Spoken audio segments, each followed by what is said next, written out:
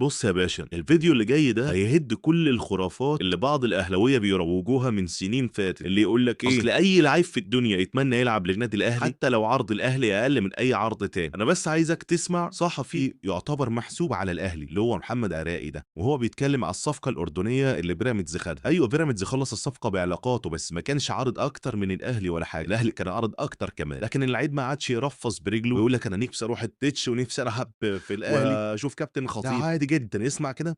بيراميدز عرض كام؟ 400,000 دولار بس. طبعا لغز كبير، ازاي في الاخر عقده الفخوري راح؟ طبعا اتقال لك بقى كلام يا كابتن سريعا يعني ايه الحقيقه؟ اتقال لك كلام بقى ان بيراميدز اغرى الولد بكلام بقى انا بقول لك مش مظبوط، ان هو هيلعب. مين قال ان هو يلعب؟ هو عقده الفخوري معلش مع احترامي يعني هيجي؟ هو لعيبه بيراميدز الاجنحه لعيبه قليله زي ما الاهلي عنده اجنحه جامده، بيراميدز عنده اجنحه قويه ايه اللي جدا. خلى بيراميدز يكسب ومفيش حاجه بفلوس اقل؟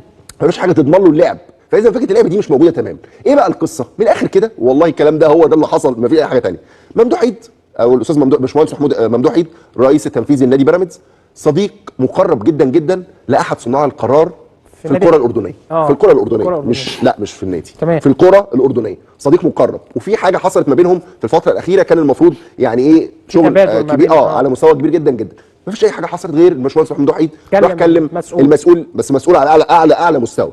كلمه في الموضوع قال له تمام اتفضل. الموضوع اتقفل واتقال للعيبه هتروح، وطبعا المسؤول ده مش مسؤول في النادي، ده مسؤول كبير في الدوله الاردنيه في الدوله ومسؤول كبير في الكره الاردنيه، وبالتالي اتقال للعيبه هتروح بيراميدز، فاللعيبه هيروح بيراميدز. رغبه اللعيب ما كانش، لا كان رايح الاهلي. هو ده الفخوري كان عايز يروح الاهلي، هو كان في الطريق الاهلي، هو اللي كان بيفاوضه في الاول. ولكن بيراميدز دخل غير كل الموازين بسبب الحوار او المكالمه او اللقاء اللي دار ما بين الباشمهندس ممدوح عيد واحد كبار صناع القرار في الكره الاردنيه. بيراميدز بقى رفع العرض ولا دفع ال 400؟ دفع 400 بس. اهو يا باشا يعني بص، فيديو شافي كافي وافي، ما فيش فيه بقى يعني بص اي كلام. الراجل قال لك بعلاقات وخلص الدنيا، لا الراجل بص قعد يقطع في لحمه ويقول لك انا لازم العب في الاهلي وما فيش غير الاهلي ولا اي حاجه. لعيب محترف عادي بعلاقه بتليفون، باتصال تليفوني من الرئيس التنفيذي بتاع بيراميدز، خلص الموضوع. فين بقى اصل كابتن بيبو علاقاته الدبلوماسيه والاستراتيجيه، مكالمه تليفون يخلص الدنيا ومش عارف ايه، واللي كله عايز يتصور مع كابتن بيبو. لا عادي عادي والله، عادي. الدنيا بقت بيزنس ومصالح وعلاقات، والله عادي عادي جدا. فزي ما بقول دايما ننزل على الارض شويه، احنا في الاخر بنلعب كوره، ما تقعدش